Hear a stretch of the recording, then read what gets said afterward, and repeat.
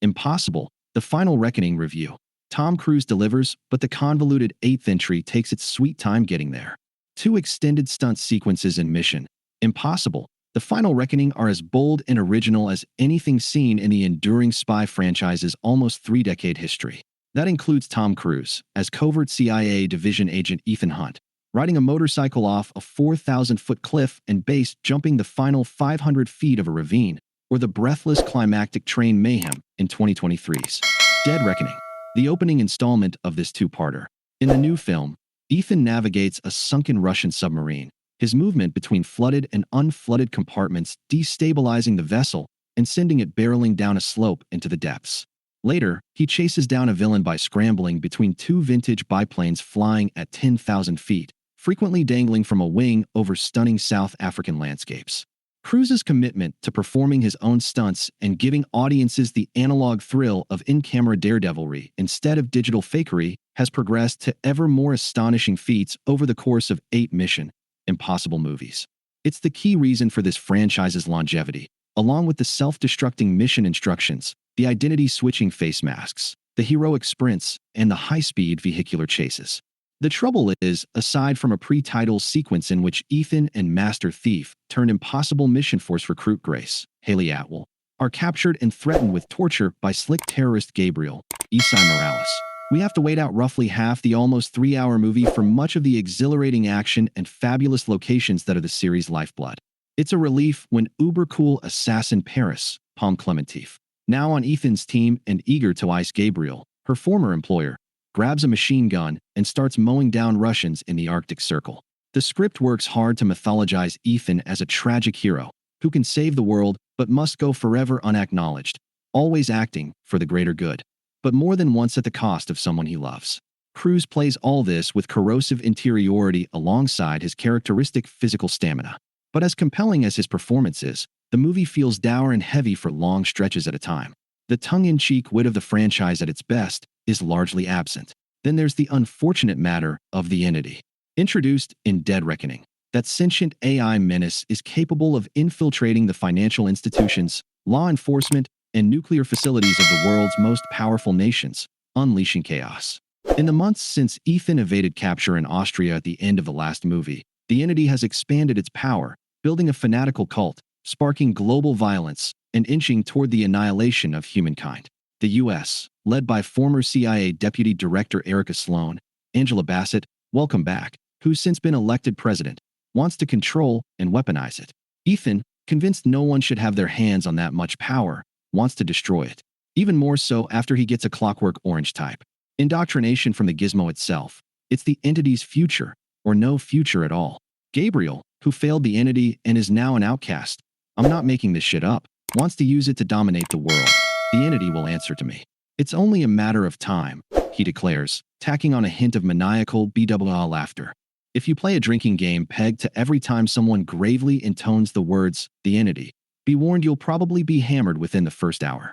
The existential threat of artificial intelligence, starting with its incursions into privacy and security, is all too real, as is the notion of a cyber force manipulating the truth. But renegade AI programs make incredibly boring supervillains, and the scariest part is that we're bound to see a bunch more movies about them.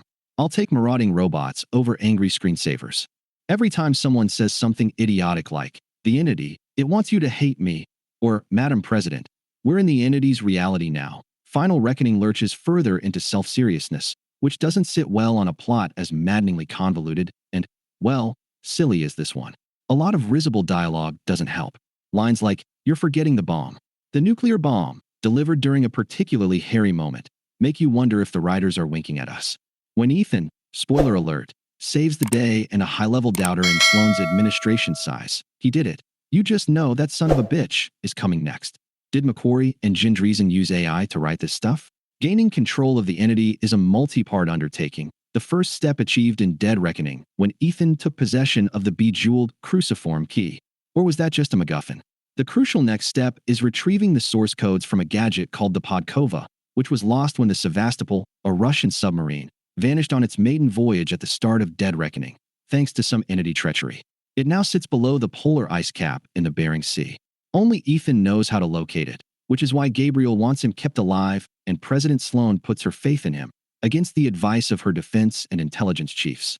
The Podkova needs to be activated at a precise split second to stop the entity from launching the nuclear warheads of 8 nations and claiming billions of lives. So the pressure is on. Activation also requires an additional component stolen by Gabriel from Ethan's trusty hacker sidekick Luther, played by Ving Rhames, the only actor besides Cruise who has been with the series since the start. That history is warmly acknowledged here in an affecting moment. Ethan's bantering rapport with his close collaborators Luther and Benji, Simon Pegg, is always pleasurable, though it's limited here by how much time Ethan spends globe-hopping solo.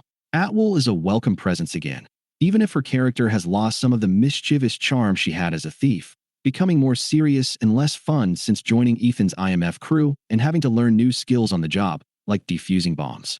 It's good to see Ron Saxon back as William Donlow, the CIA analyst baffled by Ethan's entry into the supposedly impenetrable Black Vault in the first movie. Likewise Bassett, her second time playing a U.S. president this year after Netflix's 0 Day, and Henry Czerny as Kittredge, the ex-IMF chief now heading the CIA. But all the tense meetings at Virginia Emergency Command are staffed by overqualified actors given too little to do. Janet McTeer, Nick Offerman, Hoyt McCallany. Same goes for Hannah Waddingham as an aircraft carrier commander. Trammell Tillman has an amusing wildman energy as U.S. Rescue Submarine Commanding Officer Bledsoe. Mr. If you want to poke the bear, you've come to the right place. And Bledsoe's vessel provides the setting for some frantic mano-a-mano when an entity convert tries taking out Ethan, conveniently, while he's training shirtless in athletic boxer briefs. But I wish someone had explained what exactly these killer cultists expect to get out of serving the entity. I did get a kick out of Clementief's Paris muttering arch nonsense like, "Who will live and who will die?" Or, "It is written." Her response, delivered in French, in a perplexed deadpan, when asked to perform emergency surgery on Benji, is priceless. I kill people. But despite the expected pluses of slick visual polish, muscular camera work by Fraser Taggart, and a dynamic score by Max Ehrich and Alfie Godfrey, the final reckoning ends up being a bit on the dull side. If it's going to be the last we see of one of the most consistently entertaining franchises to come out of Hollywood in the past few decades, a subject about which Cruise and McQuarrie have remained vague, it's a disappointing farewell with a handful of high points courtesy of the indefatigable lead actor.